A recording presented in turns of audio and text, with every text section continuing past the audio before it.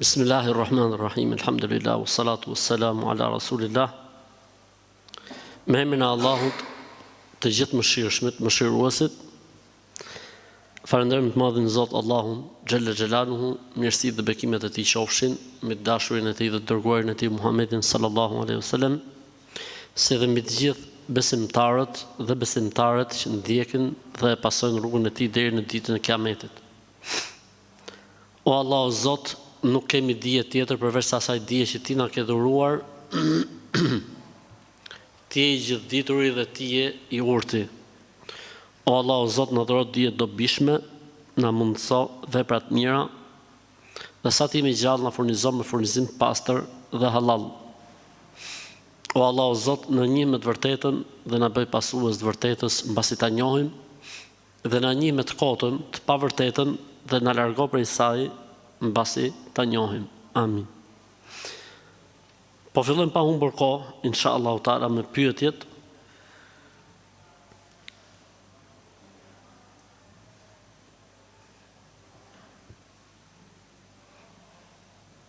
Kemi një pyetje interesante dhe faktikisht mirë që është bërë kjo pyetja.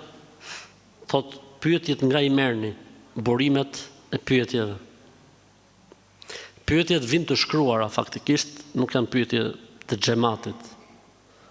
Vijnë nëpërmjet rrjeteve sociale, nëpërmjet emailit, nëpërmjet Instagramit, nëpërmjet Facebookut. Dhe natyra ime në trajtimin e pyetjeve është që unë një përgjigjem një herë personave privat, personalisht, dhe pastaj pyetjet i përzgjedh për të qenë pyetje edhe të trajtesave. Në të gjitha ato pyetje që unë mendoj se janë probleme shoqërore të përgjithshme. Kështu që se dikush kujton se në pyetje xhamati, thotë si smarrokën e herë këto pyetjet e xhamatit. Xhamati këtu jep mend, jep përgjigje. S'ka nevojë me bë pyetje. Mirë, atëherë fillojmë me pyetjet që i kemi pra të depozituar. Për këtë arsye unë gjithmonë them, po ta shohësh në fillim pyetje përgjigjeve, unë them pyetjet e depozituar, pra kanë ardhur pyetjet. Vajza më është djegur e vogël dhe në dorën e saj ka një shenjë prej djegjes. A është e lejuar që sipër shenjës të bëjmë një tatuazh për të mbuluar shenjën? Jo, nuk lejohet fetarisht. Sidomos në këtë kohë që mjekësia, trajtesat, le të themi me kremra etj, janë bërë të atilla që mund të zhduket krejtësisht gjurma dhe shenja e djegjes apo e plagës e kështu me radhë. Kështu që tatuja nuk lejohet në këto lloj rastesh, sepse ne kemi thënë që për tatuazhin ka ardhur një hadith shumë i rëndë që është se Zoti i Madh e ka mallkuar atë që e bën, atij që i bëhet dhe atij që e ka për profesion.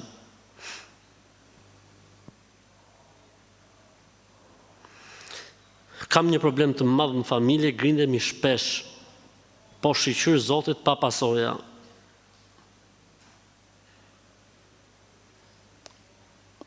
Jo gjithmonë grindja në familje do të thotë se duhet të ketë patjetër diçka.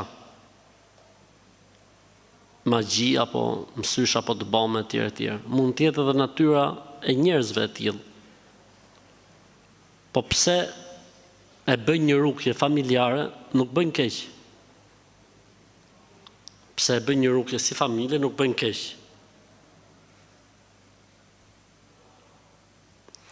Të vendosin në shtëpi surën El-Bekare, të bëjnë dhikret në shtëpi, të largojnë haramin, nëse kanë ndonjë haram në shtëpi, të falin namazin bashk, pra namazet i falin bashk, të shohin mos kanë piktura të varura apo skulptura në xhami, në shtëpi, t'i largojnë.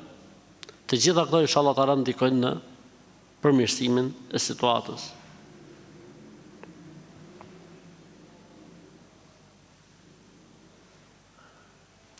A duhet pastruar xhenazja nëse ka kaluar një sëmundje? S'ka lidhje. Në përgjithësi njerëzit vdesin me shkas. Vdesin pa shkas. Kështu që nuk ka lidhje, xhenazja duhet larë, duhet pastruar. Nëse është në një sëmundje, për shembull, le të themi ngjitse apo sëmundje infektive, atëherë ata që merren me larjen e xhenazës duhet plotësojnë disa kritere plus. që duhet të kenë maskat vendosura, doreza, etj, do të thonë të marrin masat. A për ndryshe xhenazja duhet larë.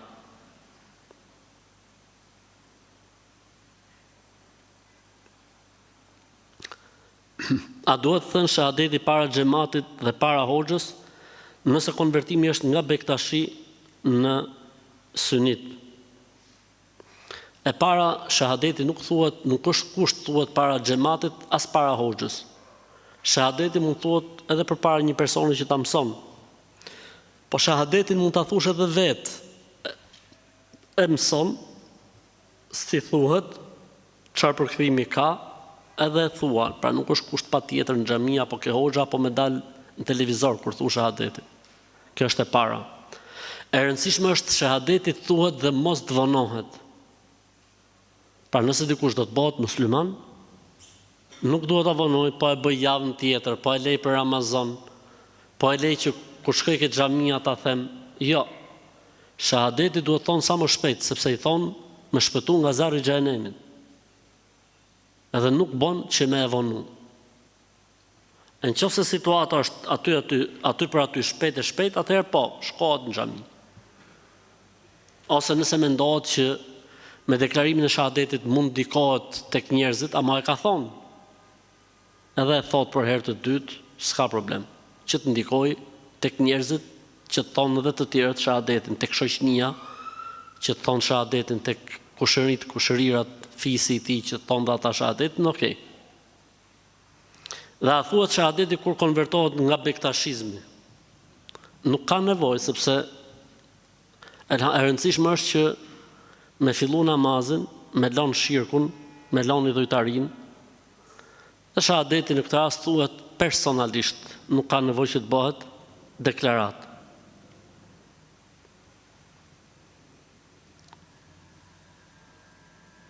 A i lejohet njerëkës të dali pa shami dhëndrit. Jo, nuk i lejohet që të dali pa shami, sepse nuk është tek meharim.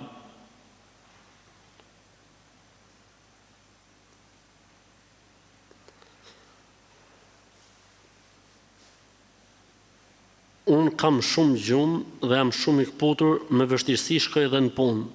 Duhet më u vizitu. Duhet më u vizitu në spitalin më të afërt, për të parë çfarë problemi mund të kesh. Mund të jetë mungesë vitaminash, mund të jetë rënje imuniteti, mund të jenë probleme tensioni, se kjo mund të ndodhi një herë, dy herë, po nuk mund të jetë normale. Unë e di që ndoshta ky personi ka hallin e rukjes, sa duhet të kënohem me tjerë, po bëj herë këto sebepet shkencore, dhe pastaj shohim edhe punën e kënimit mrapa. A është e vërtet që nuk është mirë që uji të pihet në këmbë? Po, është e vërtet. Uji duhet pirë ullë. Kjo është më e mira dhe kjo është suneti pejgamberit sallallahu alaihi wasallam, dhe kjo është ajo që na ka sugjeruar pejgamberi sallallahu alaihi wasallam. Dhe se pirja e ujit në këmbë ka ndalesë për të, madje një transmetim thotë më mirë ta vjelli, ta nxjerrë mrapsh. Përveç se në situatat caktuara, në rrethana të caktuara etj. Ka tolerancë, por origjina është që uji duhet pirë ul, dhe duhet pirë me frymmarrje, pra me kuptimin me pushim, jo si deveja, që kur edhe buzën në pellg, pa u tha pellgu se heq buzën për pellgut, por kështu, pin, ndalon, pin, ndalon, pin, ndalon. Me bismillah, normalisht dihet, dhe me dorën e djathtë dihet, dhe elhamdulillah në fund fare. A është e vërtet që gratë kur të falen nuk duhet i kenë flokët lart topuz? Po, është e vërtet. Nuk lejohet. Edhe kur dalin jashtë nuk lejohet që t'i kenë në këtë formë, po edhe burrave nëse i kanë flokët e gjatë, nuk lejohet që t'i kenë flokët e lidhura në namaz. Duhet i zgjidhin gjatë namazit. Numri 7, pse është kaq i rëndësishëm në Islam? Numri 7 është një numër i cili nënkupton numrin më të lartë. Për këtë arsye thot Zoti në Kur'an për shembull, Istaghfir lahum o la tastaghfir lahum, wa in tastaghfir lahum 70 marratan falan yaghfir Allahu lahum. kërko falje për ata, apo mos kërko falje për ata, si kur 70 herë ti kërkosh falje Allahut për ata, Zoti s'ka për t'i falë. Pse po t'i kërkon të 71, do i falte? Jo, prapë, po pse tha 70?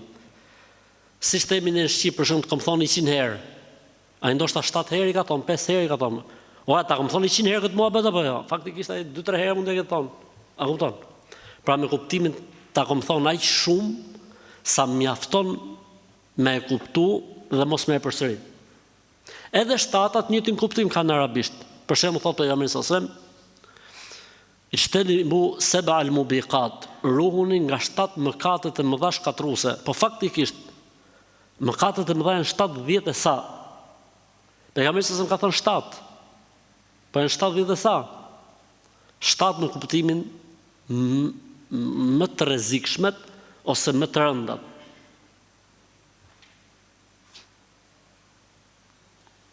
Po mirë, thotë ai, për shembull, tokat janë 7 palë, qiejt janë 7 palë.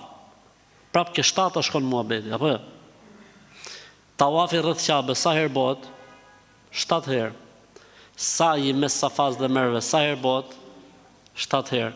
Sa gur gjuhen ke xhemeratet? 7 gur.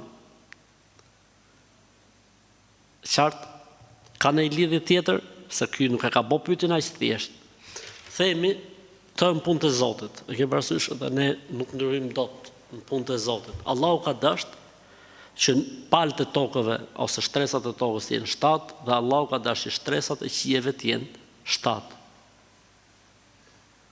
Dhe Allahu ka dashur që tawafi rreth Ka'bes të jetë 7, tawafi ose ecejakja mes Safas dhe Merves të jetë 7 dhe gurat të jenë 7. Dhe numri i dyrëve të xhenemit të jetë 7 dhe numri i dyrëve të xhenetit të jetë 7 plus 1, 8. Kështu që këto janë punë të Zotit dhe jo gjithmonë mund gjejmë një sepse. Jo gjithmonë mund gjejmë. Pse? Sepse janë punë të Zotit, sekretet e Zotit dhe urtësitë e Zotit. Po ka faktikisht një interpretim interesant kur thuhet për tawafin në këto gjërat. Si me thonë, t'i bën 7 herë tawaf, si kur i ke mbush gjitha. Pra ke bo tawaf sa që është numri i shtresave të tokës dhe i shtresave të qiellit. Ke bërë sa është numri i shtresave të tokës dhe i shtresave të qiellit. Ke gjujt gur shejtanin sa është numri i shtresave të tokës dhe i shtresave të qiellit, shumë e radhë. Por, nuk është patjetër ketë një lidhje, patjetër. Dhe jo gjithmonë ka lidhje. Për shembull me namazin, ka lidhje 7? S'ka. Me agjërimin në Ramazanit, ka lidhje? S'ka. Pra jo gjithmonë është e lidhur ngushtë. Shkurt e zapi është adhurim dhe ghaib, dhe ne jemi të vegjël për të ditë gjitha sekretet e të Madhit Zot në atë që ai ka përcaktuar.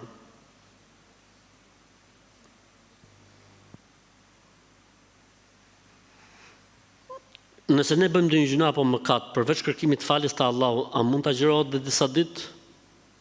Mund të agjërohet, nuk ka asnjë problem, si një formë pendimi, si një formë adhurimi për Allahun xhallal xhelalu. Illa men tabe wa amana wa amila saliha.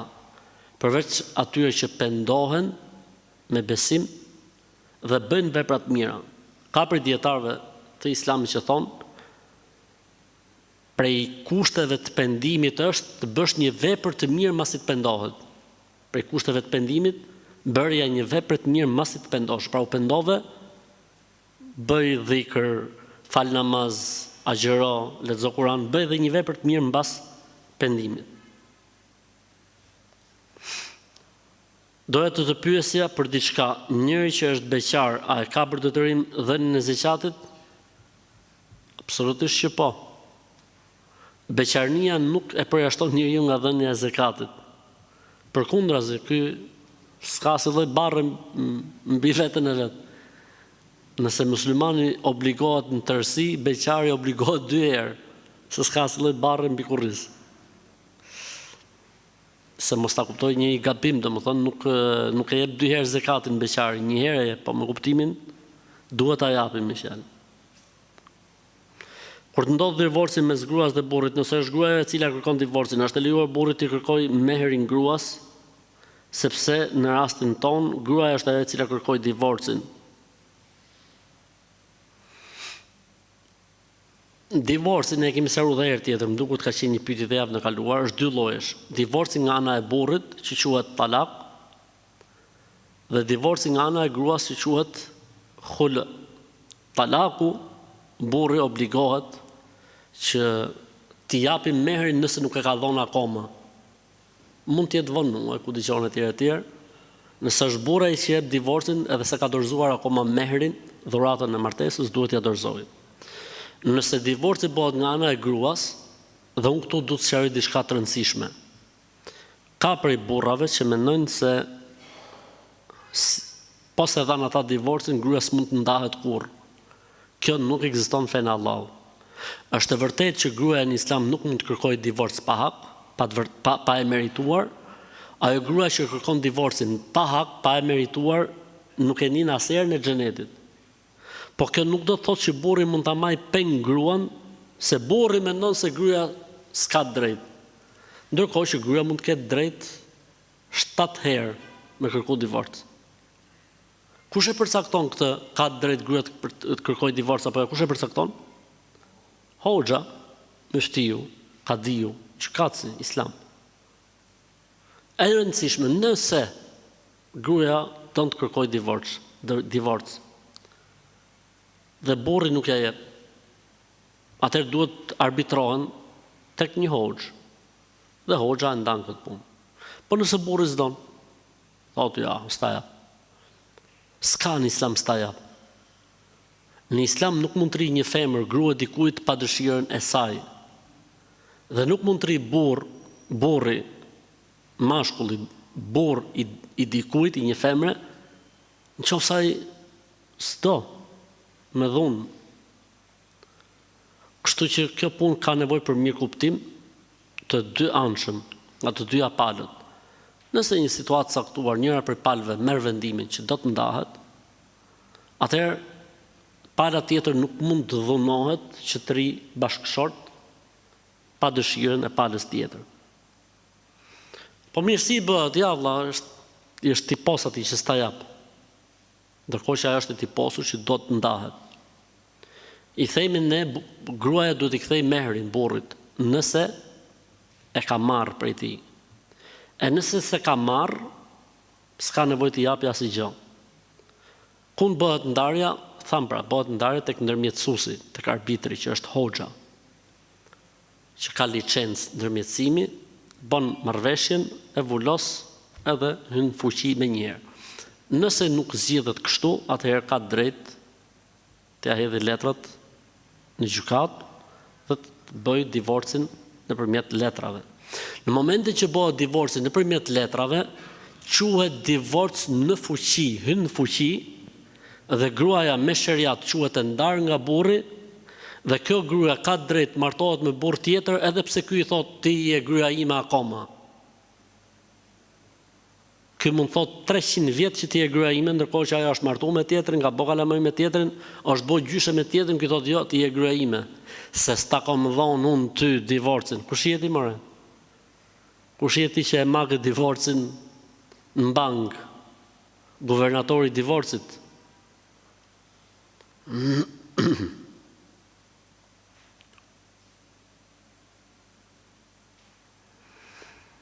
Kam një problem me namazin e drekës, nuk mundem ta fal si 4 namazet e tjera, nga që jam shofer kamioni dhe nuk dal dot jashtë nga kamioni, nga që është teren i pisët prej Baltës. Dhe unë jetoj jashtë shtetit. A ka mundësi ta fal ulur në kamion? Jo. Farzi duhet fal në këmbë. Mund ta falsh në kamion në këmbë, nëse është kamioni i lartë, e fal në kamion në këmbë. 1. E dyta, balta nuk është e pisët me sheriat. Balta është e pastër. Mund bosh me baltë dhe falesh. 2. E treta, duke qenë se ti e ke këtë hall gjithmonë, përgatitu, merr një mushamat madhe, merr dhe një sixhade me vete, shtro mushaman e madhe, 2 metra katror, 2 me 2, 4 metra katror, vesi gjatën mes, Allahu Akbar, falesh. Unë çfarë bëj kur 19 herë, si t'ja bëj? Thash, japim në fetva. Po ti e pas ke punë zakonshme këtë, normale. Kështu që toleranca 0 dhe stresi 0, por duhet me gjetë zgjidhje, nuk ka tolerancë. A lejohet që shumën e zakatit të ndajmë më shumë se një personi, apo duhet të japim vetëm një personi? Mendimi më i saktë është që mund ndahet zakati në më shumë se një person. Ky është mendimi më i saktë i dietarëve. Madje Allahu xhallahu në Kur'an kur flet për ndarjet e zakatit ka folë në numrin shumës. Innama sadaqatu lil fuqara shumës, wal masakin shumës, wal amilin alejha shumës, wal muallafati qulubuhum shumës, wal gharimin shumës, fi riqab shumës, wa fi sabilillah shumës. Jo, fi sabilillah nën kuptohet shumës. Kështu që s'ka problem inshallah taala.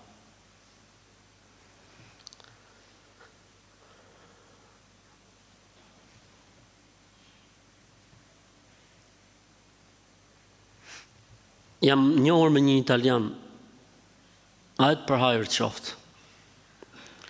Tani,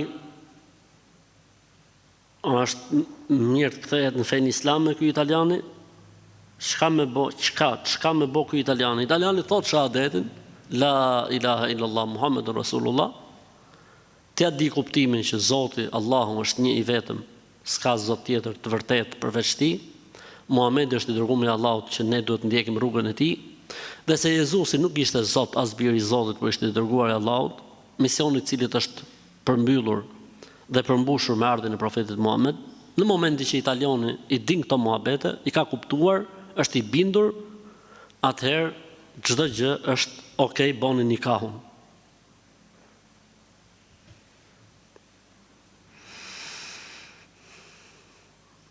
Vajza ime është martuar para 13 vitesh dhe ka 2 fëmijë. Mirë po me bashkëshortin e saj nuk kalon mirë. Ai ka ushtruar dhunë fizike dhe psikologjike dhe para fëmijëve madje. Dhe madje dhe para babait vajzës. Çfarë të bëjmë sepse këto 4 vitet e fundit madje ka tradhtuar. Po mirë, babai i vajzës kur u ushtronte dhunë mbi vajzën e tij, çfarë bonte?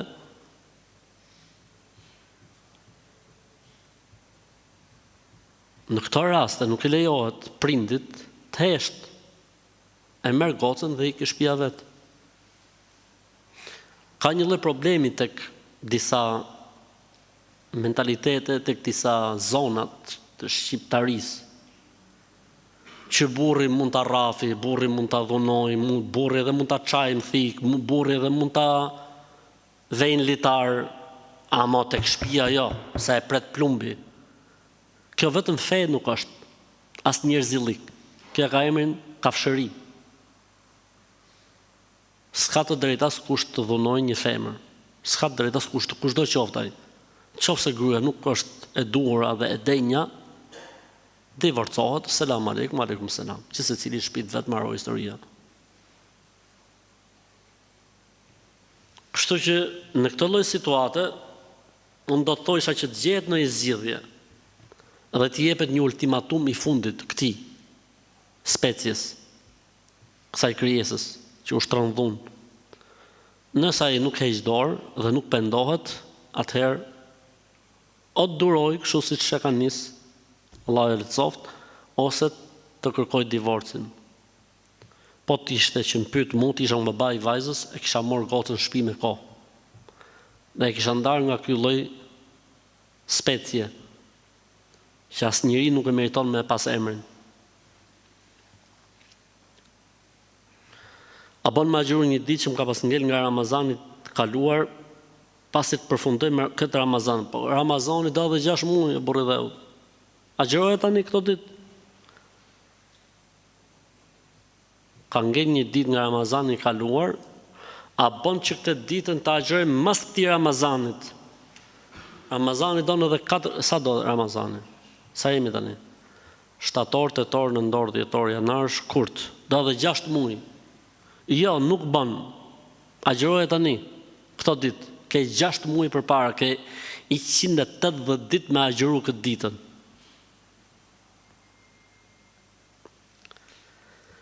Njëri na ka ofenduar të ngreshar Islamin dhe besimtarët deri në detaje, dhe këtë njëri unë e njoh, si të veprojë ka ikë truni, i çfarë leja Zotit, denoncojë në polici.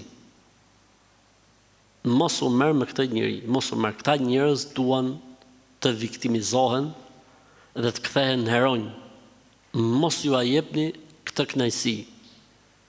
Lëreni në llumin e tyre dhe në mllefin e tyre. Çdo lloj reagimi që mund të kemi ne ndaj këtyre njerëzve vetëm se u jep atyre famë dhe prestigj. Kështu që këshilla ime është shumëzojeni me zero, sikur nuk ekzistojnë.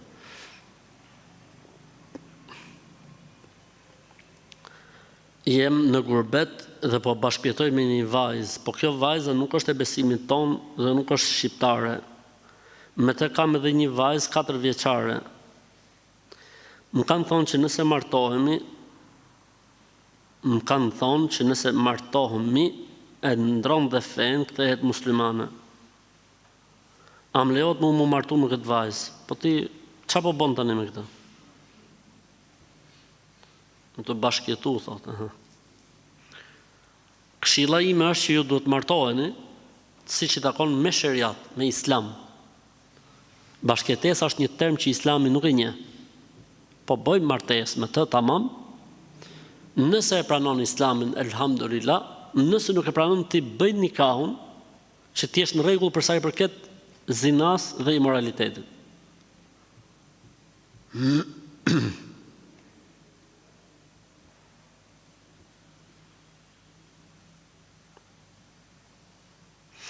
A bon me më tregu ndonjë dovë, pra dua, për vujtje.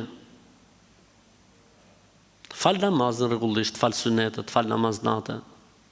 Bëj dua në Yunusit alayhis salam. La ilaha illa anta subhanaka inni kuntu minadh dhalimin. Thuaj sa më shpesh la hawla wala quwwata illa billah. Thuaj Allahumma bi rahmatika astaghith. Aslih li sha'ni kullahu wala takilni ila nafsi tarfat 'ain. يا حي يا قيوم برحمتك أستغيث أصلح لي شأني كله ولا تكلني إلى نفسي طرفة عين لا إله إلا الله العظيم لا إله إلا الله الحليم لا إله إلا الله رب السماوات السبع ورب الأرض ورب العرش العظيم لا إله إلا الله sa më shpesh salavat bi pejgamberin sallallahu alaihi wasallam sa më shpesh Sure nga Kurani sa më shpesh, të gjitha këto ndikojnë me shpresën e Allahut në lehtësimin e situatave të vështira.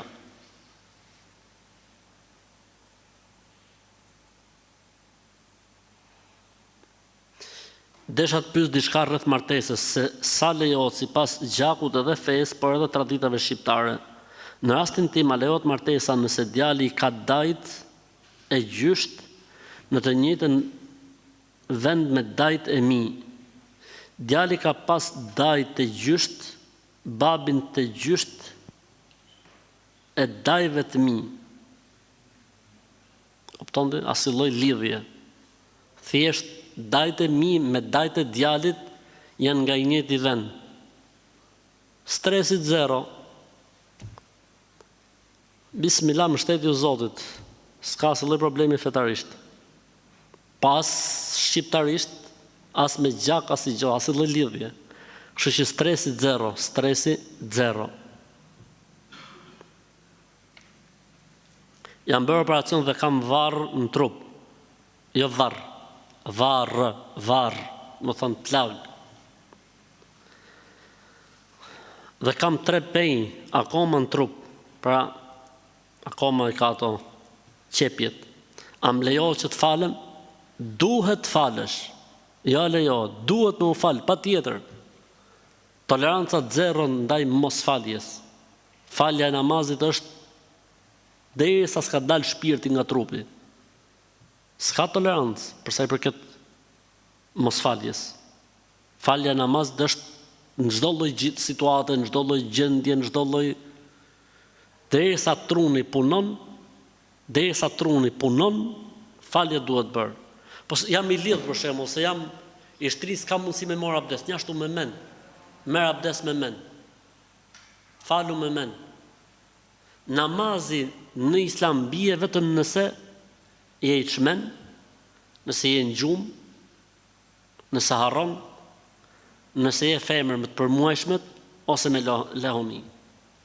Përndryshe, namazi gjithmonë duhet fal. Ose Zot na ruaj po dole nga Islami, po. S'po flasim për këtë kategori.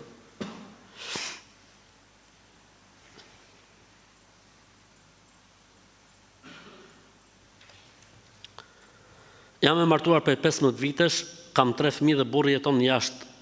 Ai vjen një herë në vit në pushime, kurse unë jetoj me prindrit e tij dhe çdo punë ja bëj vjerrës edhe vjerrit. Mirë, po vjerrës time nuk pëlqen. Më ofendon vazhdimisht. Jo vetëm mua, por gjithë farëfisin tim, fëmijët mi mallkon. Dhe çdo ditë sa herë që hajm bukë, mua dhe fëmijëve na thot njefshi me hongër, mu njefshi me hongër ma. Kur ankohem tek burri, ai thot ajo është princesa e shtëpisë, ka të drejtë të bëjë ç'të doj dhe çfarë doj dhe të thoj çfarë të doj. Të lutem mos sugjeroj çfarë të bëj se s'mundem, se më janë duke mu bë fëmijët me traumë. Këta nuk janë njerëz, kjo shtëpia, po edhe ky që ka njësoj si babi dhe mami vet. Qofse kjo që thua tu është e saktë. Në këtë rast gruaja ka drejt të japi ultimatumin e fundit që këto gjëra mos përsëritet, trasi babën e vet, trasi vëllezërit e vet, dhe t'i japin këtyne specieve që s'janë njerëz, akoma nuk kanë rrit në shkallën e njerëzve, nuk kanë bë akoma njerëz, janë akoma poshtë njerëzve, kjo lloj kategorie. Kjo vjerra dhe burri që thot nana është princesh, dhe kjo është sklavja, kanë mori sklavën, shërbëtore kështu me pagesë, me po kalamaj, dhe të japi ultimatumin e fundit. Nëse kjo specia që ky i thoka princesha vazhdon këtë lloj sjellje, gruaja ka të drejtë të kërkojë divorc, të ndahet.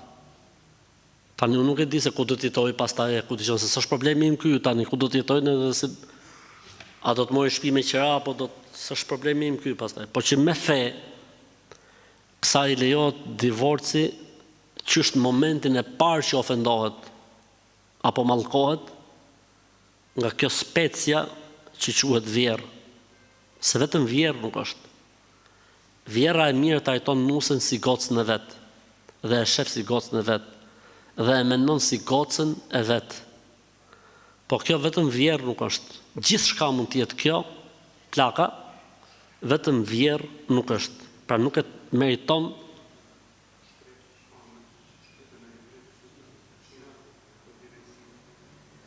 vetëm titullin dhe emrin vjerë nuk e meriton. Jam një vajzë që ka pak kohë që jam konvertuar në Islam dhe nuk i di mirë rregullat. Hajër inshallah, alhamdulillah që ke pranuar Islamin, se të tjerat rregullohen. I fal 5 kohët e namazit, por kam një problem me gishtin e këmbës. Më shkaktuar një plagë dhe kam me mjekime dhe nuk po bëj dot mjekimet se marr abdes, pra nuk duhet ta lag. Si bëhet në këtë rast me abdesin? S'ka asnjë problem, i mes mbi çorape. Ipi mes mbi çorape ose fashoje gishtin, laj pjesën tjetër të këmbës dhe pjesën që ke të fashuar gishtin, fërkoje nga sipër dhe je okay.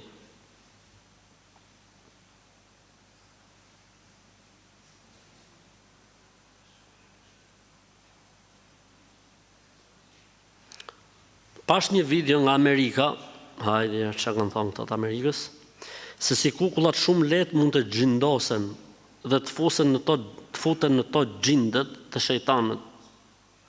A është kjo njëra nga arsyet dhe pse nuk lejohen kukullat apo figurat e krijesave në Islam nëpër shtëpiat tona?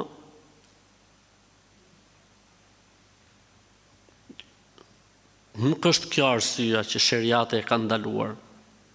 Sheriati ka ndaluar skulpturat, pikturat e frymorëve apo varjen e fotografive në mur, sepse nuk hyn me lajket. 1. mund të çojë kjo gjë në adhurimin e tyre. 2.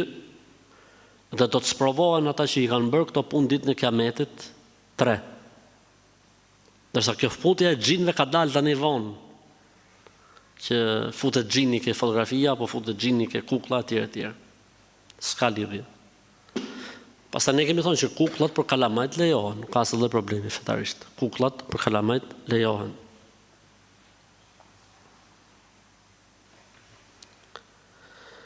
Nëse gjërat e harruara ushqimore të mbuluara i gjejnë pas një kohe para afatit të skadimit, që qarkullon e shkruar aty.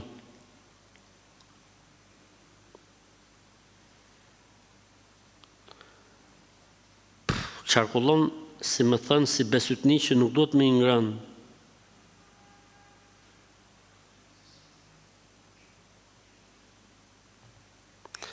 Këtë s'ka albanolog që e përkthen. Nëse gjërat e harruar ushqimore të mbuluara i gjejnë pas një kohe, gjërat e harruar ushqimore të mbuluara. Çfarë deshi autorit thotë? I gjejmë pas një kohë para afatit skadimit. Po çfarë lidhje ka mbulesa këtu? Nëse qarkullon, si më thënë, si besytni që nuk duhet me ngrënë. Tani nuk duhet me ngrënë se kanë qenë zbuluara, apo nuk duhet më ngrënë se kanë qenë të fshehura dhe i gjetën me vonesë, apo kanë qenë të hapura dhe pastaj të mbuluara dhe pastaj u zbuluan. Këtë s'ka etimolog që ta përkthej, ose nëse ka kuptuar në njëri për jush.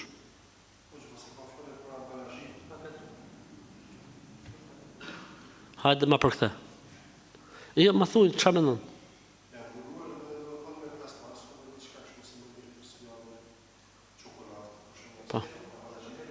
Po pra është paketuar, pastaj para afatit skadimit, pse duhet bo pyetja lejohet me ngrënë? A është para afatit skadimit lejohet, pse duhet pyet hoxha? Po çeli ka me besytin. Pastaj nëse gjërat e harruar ushqimore të mbuluara.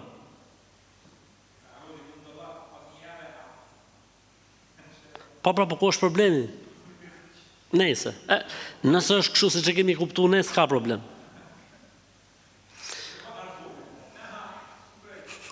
Që s'o shprish. Kur shkën te varreza ta bën me hell, pra me hedh. A bën me hedh ujë që me e fresku pak të vdekurin?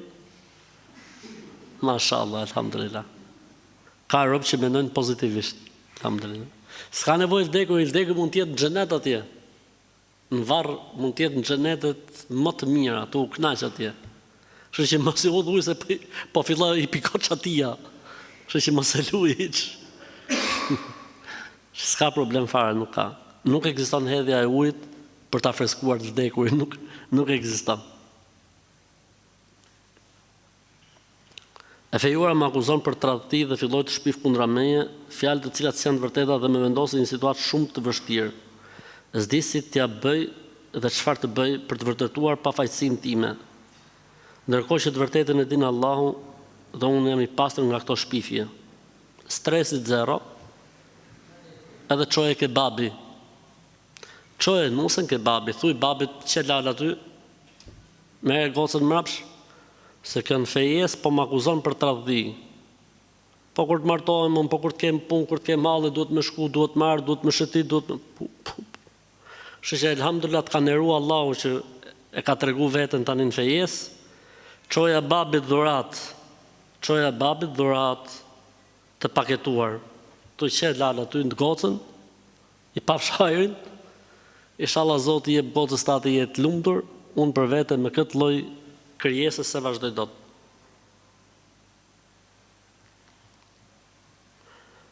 A është haram që mos të japësh halalin dikujt në këtë botë? Jo. Halalin e di vete, ja, jep se jep, që lidhje ka e punë. S'ka lidhje me haram. Nëse e përdor shamin e lokës së vdekur për namaz, a i shkon asaj ndonjë sevap? Inshallah, po, shumë mirë.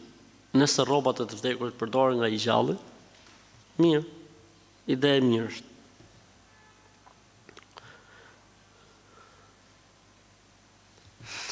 Isha me ato me ato të përmueshëm të vajzë grave. Bëra dush dhe mora abdes dhe kisha harruar që gjatë sa javë kisha dhe manikyr në këmbë. U kujtova dhe e fshiva, pastaj thjesht mora abdes dhe fala namaz. Nëse kjo ka ndodhur mas guslit, përsëritet dhe herë gusli. Nëse kjo vihet e gjatë guslit, mjafton abdesi. Se nga e kanë morë këtë traditën e manikyrit ke gishtat, i Zotit di.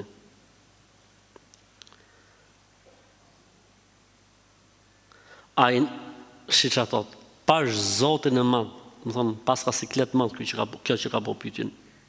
Pash Zotin e madh, thot, ai ndodh gjon fëmijës me pi gjinin, masi t'ja kem nda një herë 3 ditë. Se unë thot ja kam nda, po sot ma ka pi gabimisht. Ky që e ka me shkollë të lartë. Ky çuni që ka për të apo politikan, që e ka njish. Kjo e ka nda ka 3 ditë, ai tak ka shfrytzuar rastin, tik ka marrë punë. Është një lloj besëtnie që thot, nëse i pritet qumshti fëmis dhe ai pin qumësht mrapa, ha mësysh njerëzit. Po kjo është besëtni. S'ka lidhje me fenë e Zotit. Pralla.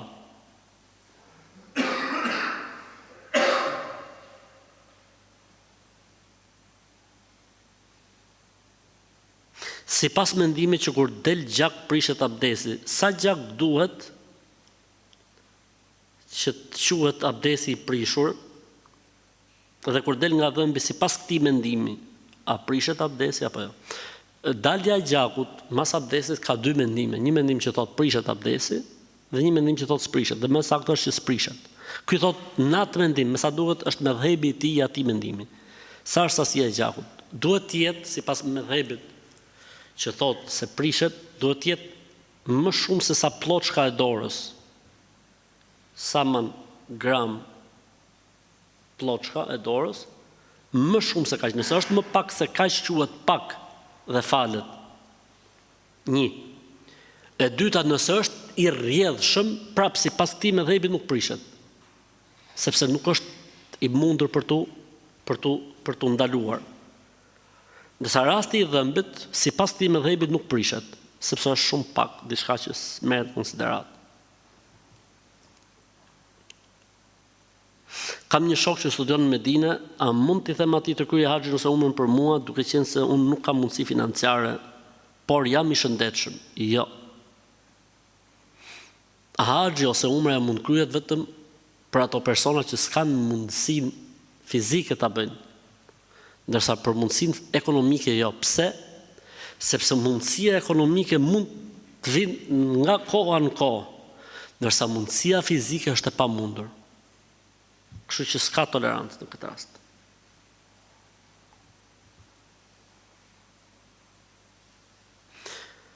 Një pyetje në lidhje me çka kam pa në TikTok. Hajde, t'japim përgjigje TikTokut tani.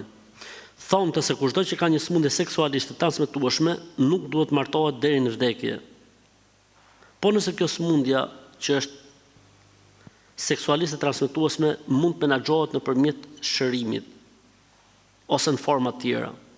Nëse kjo sëmundja mund të menaxhohet nëpërmjet kurimit antibiotik, nëpërmjet një kurimi i caktuar ku dëgjon etj, apo mund të mbrohet në atë formë që nuk e transmeton këtë sëmundje tek bashkëshorti tjetër, atëherë në këtë rast lejohet, nuk ka problem. Ama nëse është sëmundje që transmetohet, atëherë në këtë rast janë 2 gjona. E para, personi duhet ta tregojë sëmundjen që ka. Pra nuk lejohet që ta majtë fshehur. E dyta, nëse tjetri e merr vesh sëmundjen dhe thot nuk ka problem, unë jam i gatshëm ta doroj këtë sprov. Amo duhet martohem me ty, s'ka kam problem se e ke këtë sëmundje. Dhe e merr përsipër riskun, lejohet fetarisht. Ajo që është e ndaluar fetarisht është që pra bashkëshorti ose bashkëshorti ta majtë të fshehur. Kjo nuk lejohet. Pra kemi 3 situata në ubon. E para, nëse është mundësia e kurimit dhe shërimit, s'ka asnjë problemi.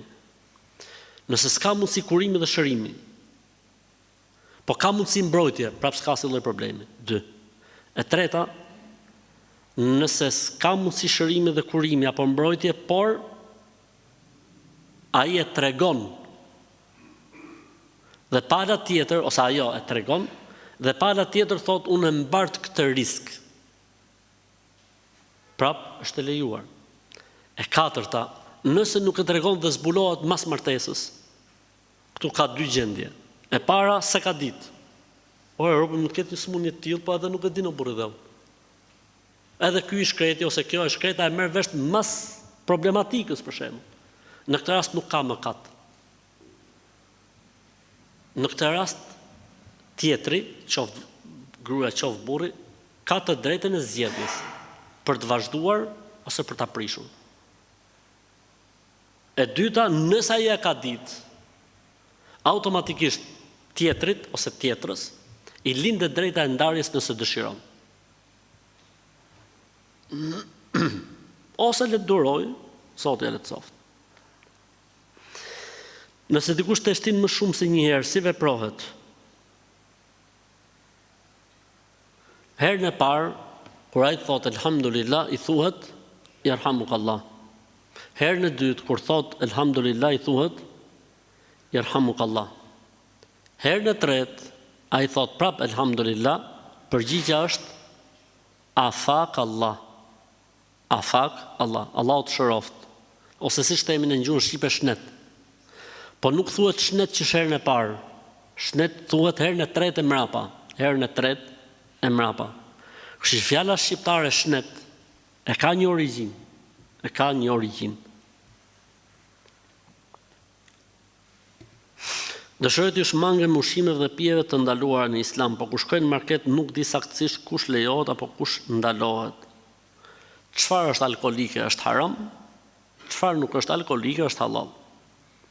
Po për mishave, çfarë është mish derri është haram? Dhe gjitha llojet e derrave, se mund të jetë edhe derri i egër, por edhe derri i egër është haram.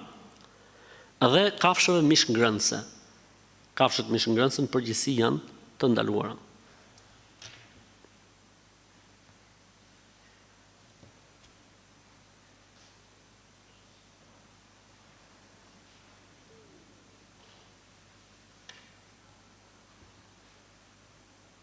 A kam bërë gjunaf që i tregova se burri i kunatës më ngacmonte vajzën e motrës 12 vjeçe.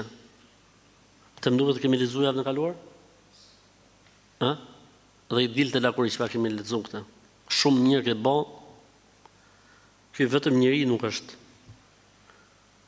Burri i kunatës vetëm tek njerëzit nuk futet. Ky rasti këtu flas gjithmonë. Okej.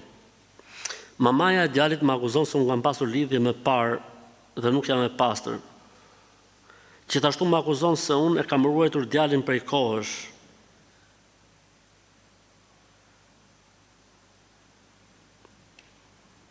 E rëndësishme ti ta kesh mirë me çunin. Mamaja e djalit le thot çfarë det. A ke mirë me çunin ti? A ke mirë me djalin? Vazhdo. Je në rregull. A lejo që ta vendosim të karficën për kalamajt? Shihje karficën? Ta fshibi herë.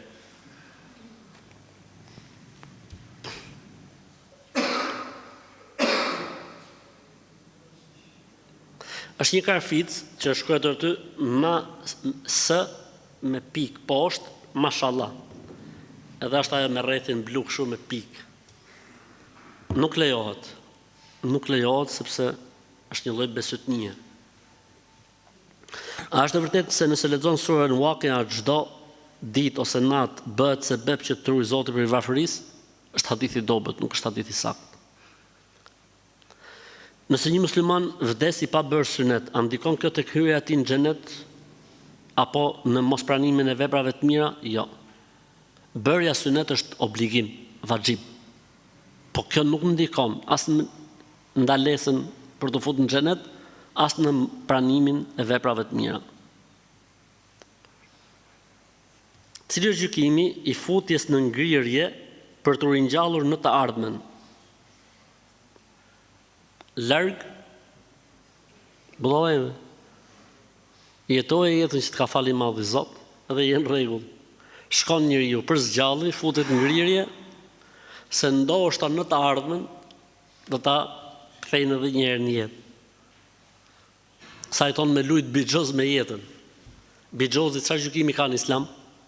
Haram, mbaroi historia. Kemi një rast vdekje dhe na thanë këtu disa gra, po thonë këto gratë mo, zakonisht ja qellojnë. Na thonë këto gratë këtu që nuk bën me pa xhenazën, duke e çu te varrezat, gratë që janë shtatzën, pra gratë shtatzëna, nuk bën që me e pa xhenazën. Po pse? Dhe kam vajzën time shtatzën dhe e ka pa duke e çu xhenazën për ta varros. Veç e ka pa nga dritarja veç ama. A është e vërtet që mund të ndodhen e keqe? Stresit zero, edhe larg budallëve, s'ka si gjë hiç. Tan besytni. Motra ka çuar një palë xhinse tek një rroba qepse, po kur i mori mrapa xhinset, kishte qepur në xhepat e xhinsave gur. Magji e pastër. Magji e pastër, pra rroba qepse ka bërë magji. Ç'a të bëjmë? Merren pantallonat, xhinsat, në këtë rast futen në një tretësirë me ujë të kënduar, mund të shtosh aty utull krip, edhe pastaj të digjen gurët, xhepat të priten, të bëhen xhepa të ri, të kontrollohet mos ketë qepje, se mund të jetë bërë edhe diçka tjetër, ndërsa këto gurët pastaj digjen, po gurët nuk digjen, po mirë t'i futin në zjarr sa për t'i pastruar, pastaj mund t'i hedhësh. Ka edhe kështu, ha?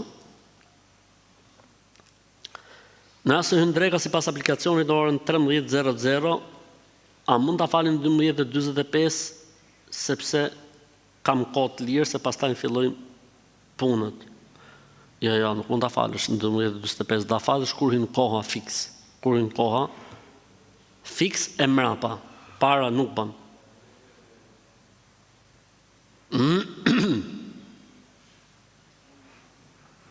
Jam një nën besimtare e toja shtetit dhe kam 2 vite që nuk punoj, po kam shumë të vështirë me gjetë punë halal.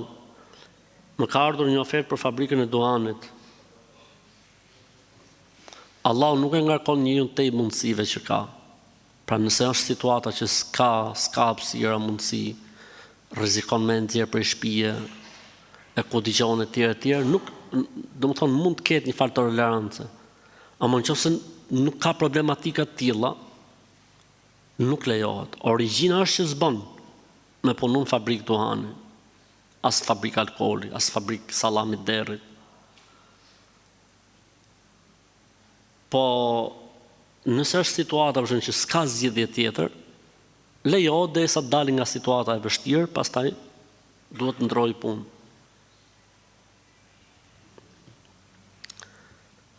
A është e vërtet që nuk duhet ta ndezim fshesën elektrike ose nuk duhet të pastrojmë në kohën e akşamit dhe pas akşamit? Sidomos në ditën e xumas, sepse me lajket janë gjitha nej për tokë, thot gjyshja. Dorë me 1.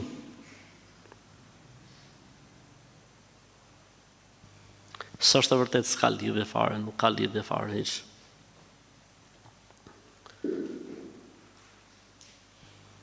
Më ka vdekur gjyshe dhe pasi e varrosim ngeli vetëm hoxha aty te varrezat dhe ne familjarët na pyeti si e ka pas emrin nëna e saj. Ka qenë tu i zbrit në i hatme. E këta kur i zbresin hatme, pyesin si e ka pas emrin personi i vdekur dhe nona e personit të vdekur. Se nona dihet baba. Okej, s'ka argument për këtë punë, po ata e bëjnë kështu. Në këtë formë e bëjnë. O filan thot biri filanes, nuk thot o filan biri filanit. Kur i bëjnë telqinin, telqin është me i thirr të vdeknit me ran shahadet. E thot o filan tha biri filanes, jo filan biri filanit. Bjerë në shahadet se ke vdek. Nuk ka argument për këtë punë, po kështu ka mbetur. Po argument nuk ka as për hatmen, as për telqinin, as me i thirr të vdeknit mas vdekjes. Të gjitha këto janë gjona për cilat nuk ka argument, po disa i bëjnë.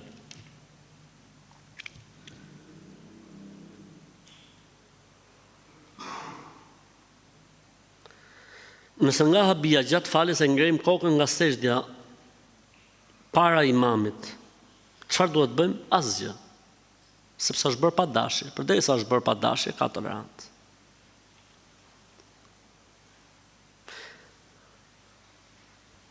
Kam parë diçka çuditshme dhe desha të pyes. Kam parë që po varrosni një mace, po e kishin mbjell me qefin. Mbledh macën me qefin. Ej, zoti më. A kështu thot duhet bo? Ja, më s'ka lidhje kjo me fejnë Allah. Macja gro posët e marroj historia, pa hajrë inshallah, që me bo? Mace me qefin për herë të parë po e ngjoj në jetën time. Dhe mund tjetë pyetja e parë që mund tjetë bo në historinë e Islamit 15 shekullor. Pra mund tjetë pyetja e parë në historinë e Islamit 15 shekull Islam, që mund tjetë bo një pyetje e tillë. Cila është pyetja? Varrosja e masës me qefin. Ku ka shku? Ku ka shku modernizmi? Ka vajt?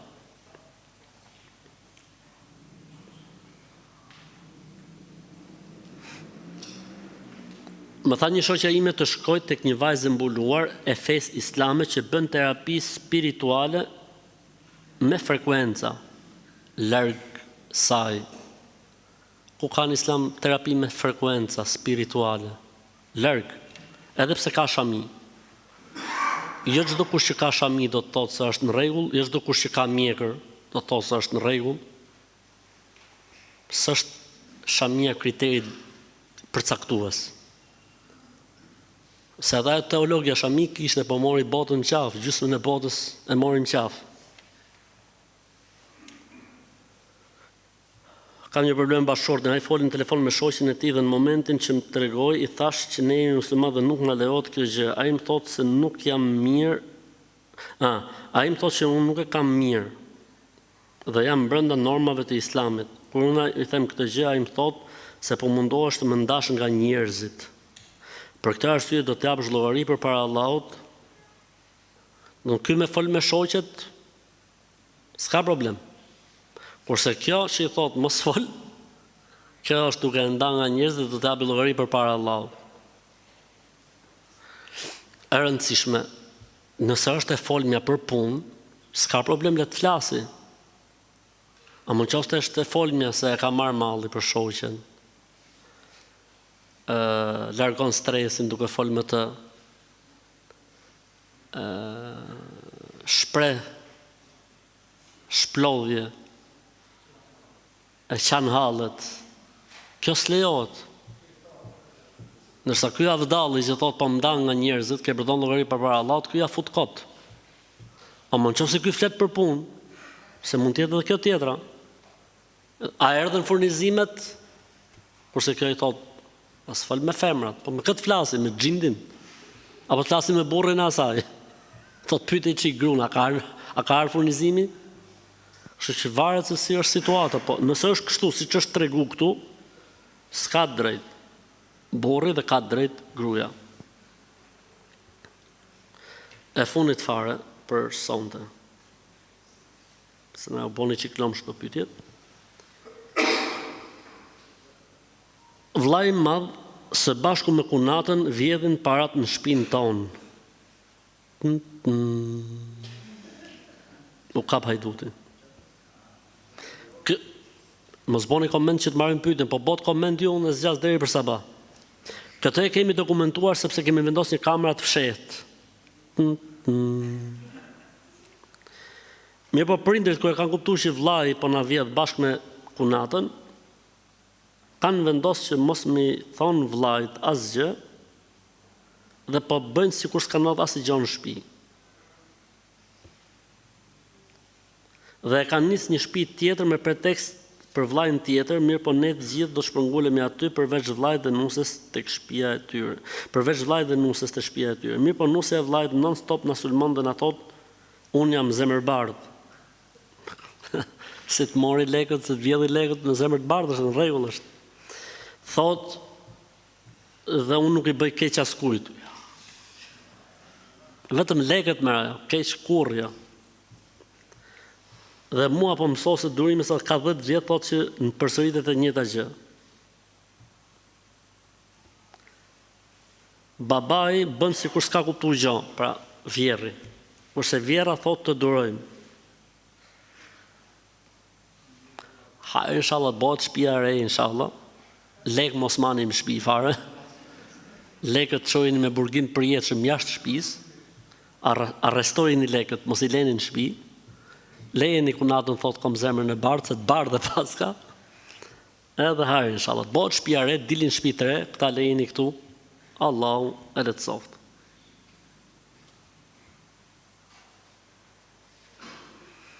Kam një kushëri I cili më thotë nëse hyn 3 herë shkes, pra bën blesëri, 3 herë e ketë sigur xhenetin. Ky kushëri I që ka beqarë më duket. S'ka kështu argumentin Islam. Punoj në një restorant ku serviret alkool, po unë s'kam lidhje, punoj në kuzhinë. Hajë inshallah s'ka gjë, përdesa s'ke punë me alkoolin, një në rregull. E fundit fare për sot. Një afërmi im, brezi I parë, ka besuar dhe frekuentuar për një kohë shumë, 20-30 vjet beson dhe frekuenton vazhdimisht. Çfarë frekuenton?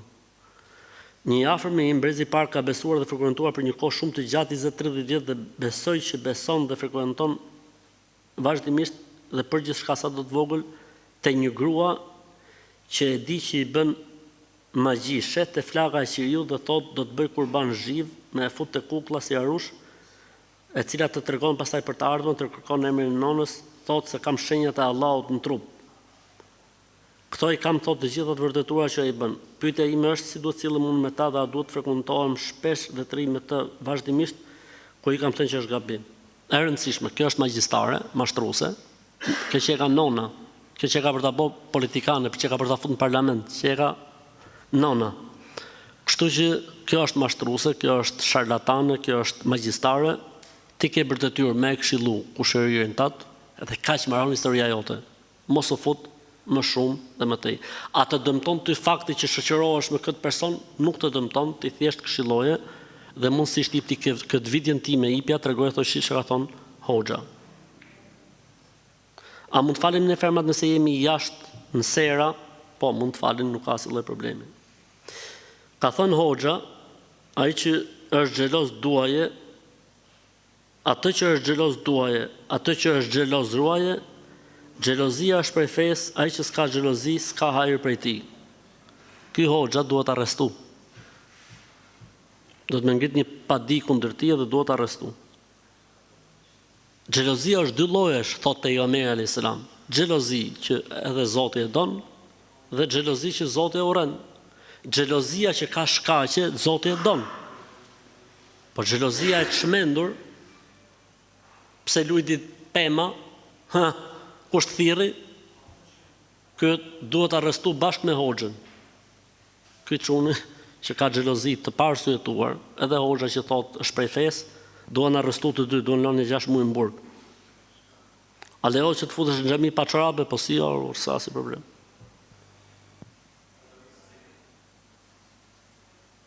Nëse falim vetëm sabahun, akşam dhe yatsin, a është detyrë ta falim me zë? Jo, është sunet. Nëse agjeron një ditë po një ditë jo, por një ditë nuk agjeron dot, a mund zëvendësohet kjo ditë me një ditë tjetër? Jo, s'ka problem. S'ka problem. Nëse s'ke mundësi, s'ka problem.